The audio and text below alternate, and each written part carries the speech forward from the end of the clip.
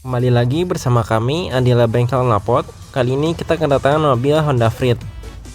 Mobil ini datang dengan tujuan untuk mengecek kondisi knalpotnya setelah sebelumnya pergi ke bengkel karena keluar indikator mesin, kondisi knalpot buangnya bermasalah. Selain itu, asap yang dikeluarkan oleh knalpotnya juga hitam dan perih di mata. Ya, kita cek kondisi knalpotnya. Pertama-tama dari belakang, muffler standarnya masih original dan bagus dengan tambahan variasi tailpipe di belakangnya. Untuk pipa belakang kondisinya masih bagus dan sesuai, dan bracket-bracket juga yang masih aman.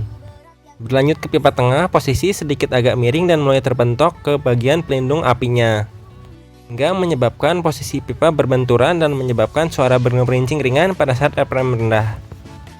Kondisi yang parah terletak pada resonator standarnya. Kondisi resonator penyok parah baik bagian depan maupun bagian belakang. Hal ini dikarenakan gasruk atau terbentur baik pada saat maju maupun mundur terhadap polisi tidur, lubang atau jalan dan lain-lain. Untuk bagian depan yaitu pipa depan, katalis, downpipe dan frontpipe semuanya masih bagus serta sensor oksigen juga masih bagus. Langsung saja kita lakukan penggantian terhadap resonator dengan resonator yang lebih kecil dan aman. Pertama-tama kita potong resonator lamanya.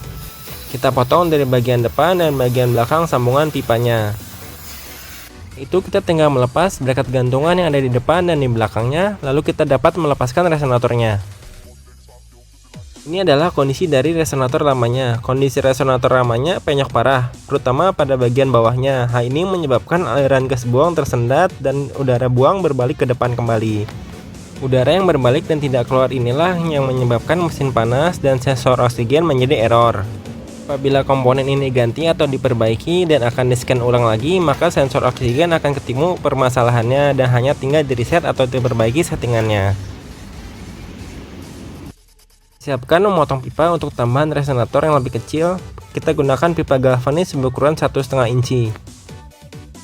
Berikutnya kita las sambungan dari resonator kecil ke pipa baru tersebut. Kita lakukan pengelasan di bawah agar prosesnya menjadi lebih mudah dan rapi-rapi. Sebelum melakukan pemasangan, kita juga ganjal terlebih dahulu dengan menggunakan tunjangan agar posisi pipa bagian depan dan pipa bagian belakang sesuai dan tidak terlalu rendah kembali. Di sini kita gunakan tunjangan pada bagian depan dan bagian belakang, serta ganjal di beberapa bagian agar tidak mentok.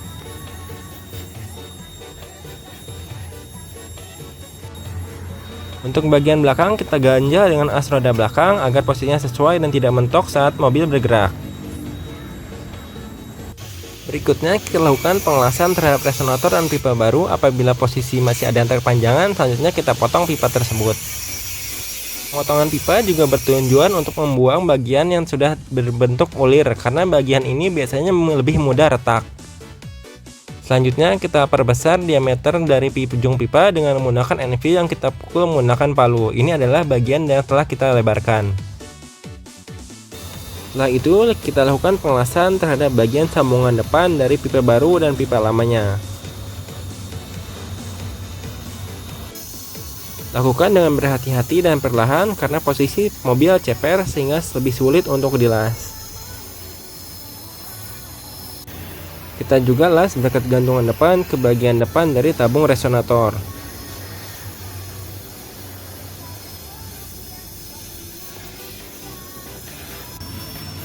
Lanjutkan dengan mengelas sambungan belakang resonator dengan pipa bagian tengah.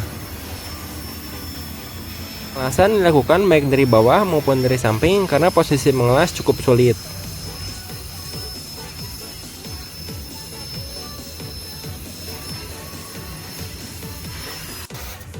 Berikutnya kita las bracket gantungan belakang antara bracket dengan bagian belakang resonator. Untuk pemanis bagian belakang, pemilik memutuskan untuk mengganti variasi tailpipe dengan variasi yang lebih kecil. Pertama-tama kita potong variasi tailpipe lamanya. Karena posisinya rendah dan riskan mentok, maka kita perbaiki posisinya agar menjadi lebih tinggi dengan cara dipanaskan. Terakhir kita las variasi tailpipe ke ujung belakang bagian dari knalpot.